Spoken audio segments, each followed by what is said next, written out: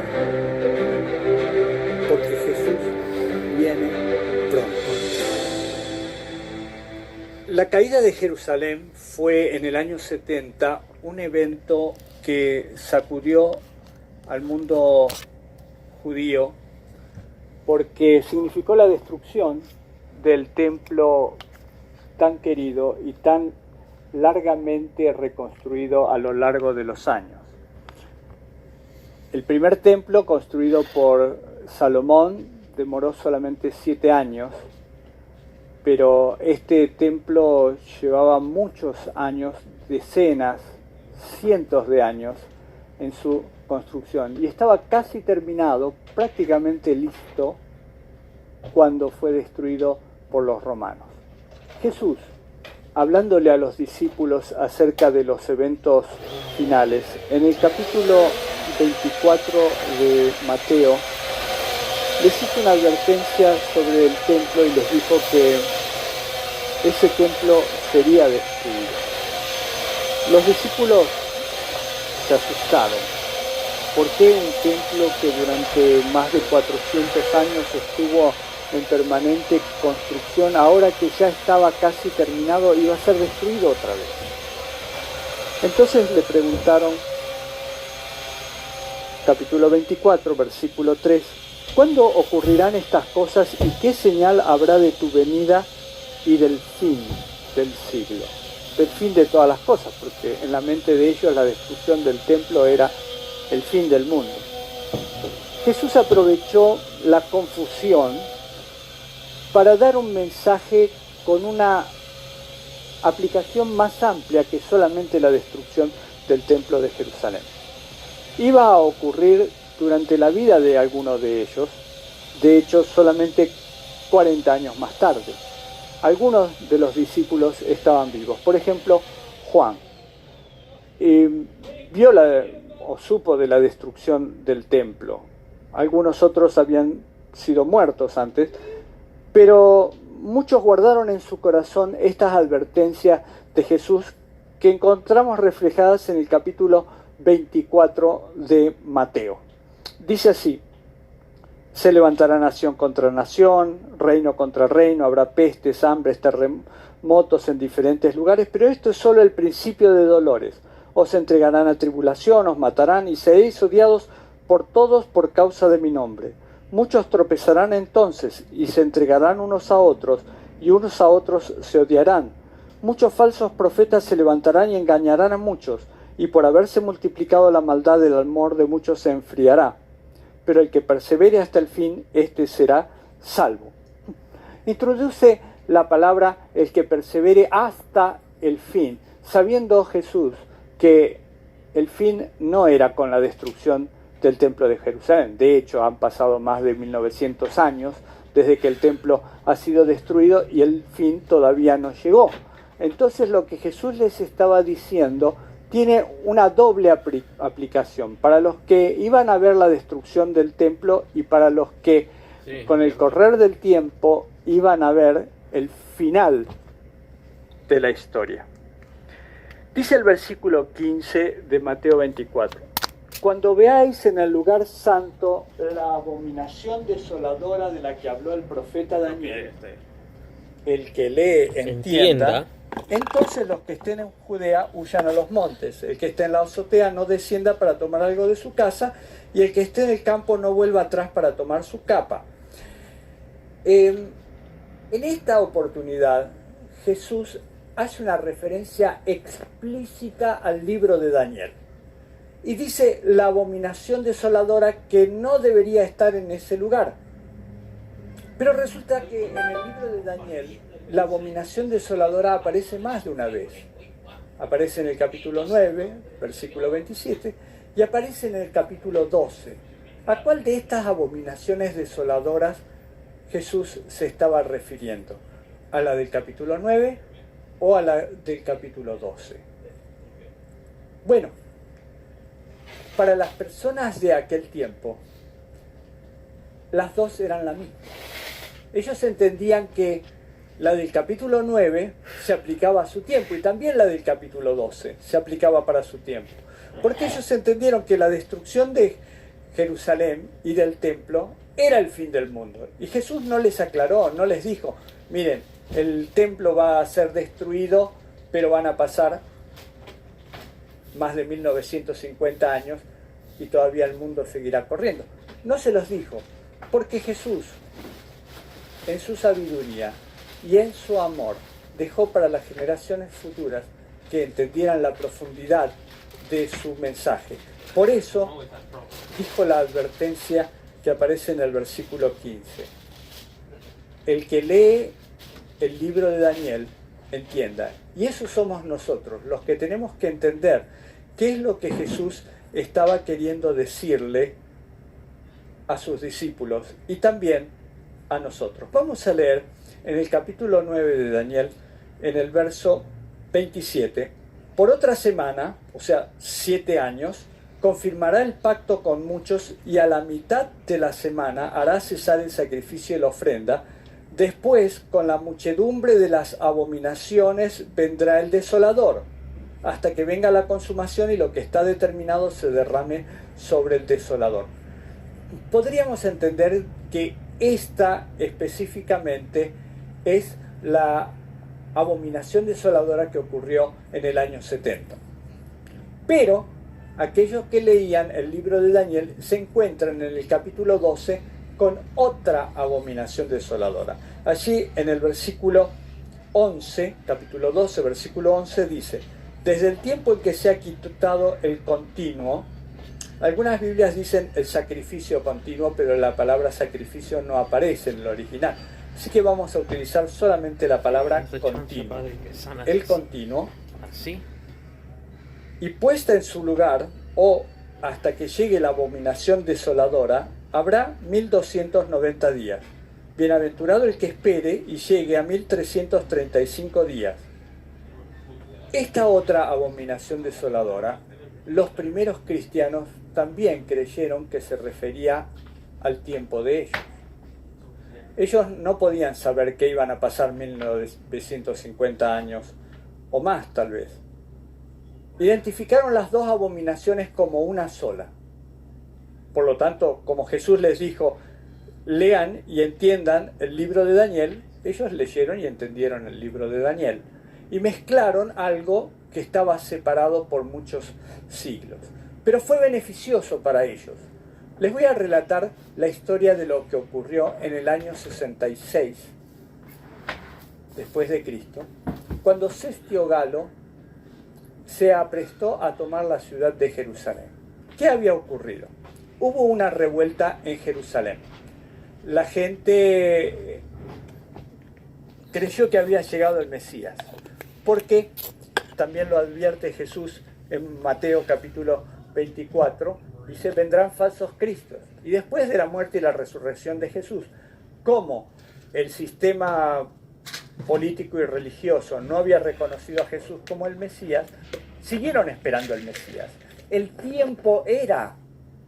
También ellos estudiaban el libro de Daniel, también sabían la profecía de los 490 años que se tenían que cumplir. Y ellos decían, el tiempo es este, no podemos esperar mucho más. Así que se levantaron muchos falsos cristos diciendo que ellos eran el verdadero.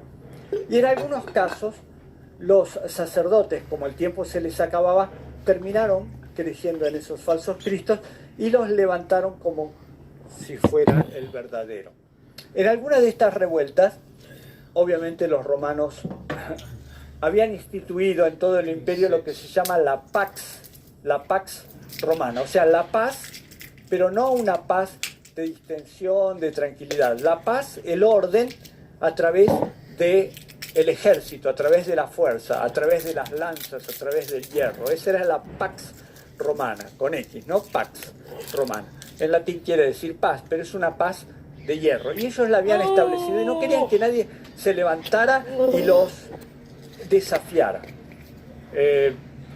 Pueblo que estaba en Jerusalén, acicateado por este falso Cristo y por los sacerdotes, creían que iban a lograr derrotar a los romanos. Así que el general Sestio Galo rodeó la ciudad de Jerusalén, puso sus estandartes en el lugar santo que se extendía fuera de las murallas y se preparó para asaltar la ciudad y tomarla. Ese era el objetivo del imperio, esas eran las órdenes de Cestio Galo. De repente llegó un mensajero que le dijo que por el momento se desentendiera de Jerusalén porque había un problema en Egipto mucho más grave. También Egipto se había sublevado. Recuerden ustedes, estamos en el año 66, es el año de Nerón. Nerón, el que mandó matar a Pablo, a Pedro también, se había ensañado en contra de los cristianos. Pero era tan perverso que una facción interna del gobierno romano lo había derrocado. Y cuando cayó Nerón, hubo 4 generales que trataron de subir al trono, así que se peleaban entre ellos, y algunas de estas revueltas se originaron en Egipto también. Así es que vino una orden desde Roma diciéndole a Cestio Galo que era mucho más importante que su ejército fuera a calmar los ánimos en Egipto y dejara de lado Jerusalén por el momento. Así que los judíos que estaban adentro de la ciudad no sabían de esta orden, no sabían lo que estaba pasando en Egipto, vieron simplemente que el ejército romano se retiraba, alabaron a Dios y pensaron que habían sido liberados por Dios para proclamar su independencia. No era esa la intención de Dios. La intención de Dios era liberar a su pueblo que estaba adentro de Jerusalén. Cuando vieron a las tropas romanas salir, dejar de lado el sitio de la ciudad de Jerusalén, los cristianos que habían estado estudiando la profecía de Daniel supieron que tenían que huir. Los que habían estado prestando atención, el Evangelio de Mateo ya había sido escrito para esa fecha, fue escrito originalmente por Mateo en hebreo, luego el propio Mateo lo tradujo al griego unos 20 años después. Más o menos alrededor del año 40 fue escrito por Mateo en hebreo y luego traducido por el mismo Mateo unos 20 años después al griego. Por eso hay una unidad en la traducción entre el original hebreo y el griego. Y él ya existía, entonces ya lo habían leído y ya sabían que tenían que prestar atención al libro de Daniel cuando la abominación desoladora estuviera en el lugar en el cual no tenían que estar. Y el capítulo 12 de Daniel decía que esa abominación desoladora ejercería su poder durante 1290 días o 1335 días, bienaventurado el que esperara todo ese tiempo. Y ellos entendieron que tenían que salir de Jerusalén, y salieron de Jerusalén. Pero acá está el tema que muchos estudiosos de la profecía no captan. ¿Qué ocurrió entre el año 66 y el año 70 cuando volvió el general Tito y destruyó la Jerusalén? Fueron 3 años y medio, porque el momento en el que Cestio Galo estaba allí rodeando la ciudad fue en la época de la fiesta de las cabañas, más o menos en lo que nosotros sería septiembre y octubre. Y los que se escaparon se fueron del otro lado del Jordán a la ciudad de Pela, a la zona de Pela, y allí vivieron, probablemente con ciertas estrecheces, porque tuvieron que dejar todo en Jerusalén. ¿Y qué pasó en Jerusalén durante esos años hasta que volvió el ejército romano? Los sacerdotes convencieron al pueblo de que Dios los había librado y que ahora ellos eran independientes. Dejaron de pagar los impuestos al imperio. Ustedes imagínense que el pueblo de Israel pagaba el 50% de sus entradas al imperio y ahora no las tenían que pagar. Así que todo ese dinero sirvió para que la ciudad de Jerusalén y todos los alrededores tuvieran una explosión de bienestar. Ahora, todos los que se habían quedado en Jerusalén empezaron a ganar mucho dinero, empezaron a comerciar con otros pueblos sin tener que pagar el impuesto al imperio. Estaban convencidos de que el Mesías había venido, estaban convencidos de que iban a ser libres otra vez y que Dios los había liberado. Pero los cristianos estaban afuera, pasando momentos un poco más difíciles, porque no tenían nada, porque como les había advertido Jesús, ellos dejaron todo y se fueron. Y pasó un mes, y pasó un año, y pasaron 2 años, y pasaron 3 años, y los romanos no volvían. Entonces, ustedes imagínense la situación. Están ustedes pasando estrecheces por obedecer la palabra de Dios afuera de Jerusalén, mientras que los que no obedecieron la palabra de Dios, la palabra de Jesús, ni sus advertencias, se quedaron en Jerusalén y se están llenando de dinero. Y les está yendo muy bien en Jerusalén. ¿Quién tiene la razón? ¿El que salió o el que se quedó? 1 año, 2 años, 3 años. Tus parientes, tus amigos están adentro de Jerusalén, ganando mucho dinero, alabando a Dios por lo bien que les va, y tú, que obedeciste la palabra de Dios, estás afuera, en el campo, con apenas lo necesario para subsistir. Sin saberlo, tu fe está siendo probada, porque la tentación es grande, porque la tentación de ir a la ciudad a obtener ganancias es muy humana. Pero los que estaban adentro de Jerusalén no sabían lo que iba a ocurrir. Ganaban mucho dinero, pero faltaban pocos meses para que volvieran los romanos. Justamente cuando se cumplieron 3 años y medio, 3 años y medio, en la Pascua del año 70, acuerden que todo esto comenzó en septiembre-octubre del año 66, suman 3 años y medio y llegamos a la Pascua del año 70, y allí, en ese momento, vuelve el Imperio Romano. La situación se había dominado.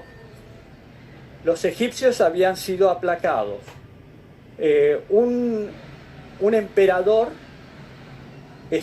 Vespasiano, había consolidado su poder y había mandado a su hijo, el general Tito, a solucionar el problema en Jerusalén. Y cuando vieron venir a los romanos, los judíos estaban envalentonados, creían que Dios estaba con ellos, opusieron resistencia y los romanos otra vez volvieron a rodear la ciudad.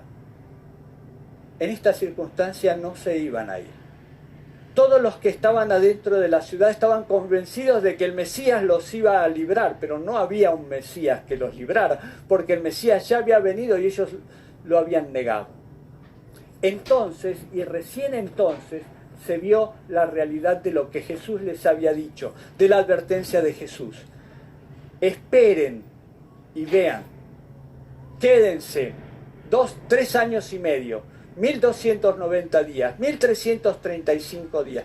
Después de un par de meses de estar rodeando la ciudad, los alimentos se acabaron, las rencillas internas, las acusaciones recrudecieron y la gente empezó a morirse de hambre adentro de la ciudad. Tenían dinero, pero el dinero no les servía de nada. ¿De qué te sirve el oro si no lo podés comer? Ahora se veía que los que realmente habían puesto sus manos en las manos de Dios y que habían creído en su palabra eran los que iban a ganar, porque estaban afuera, lejos del poder romano, del otro lado del Jordán, con sus pequeñas huertas y sus pequeñas propiedades tenían para comer, pero los que estaban adentro de la ciudad ahora no tenían nada.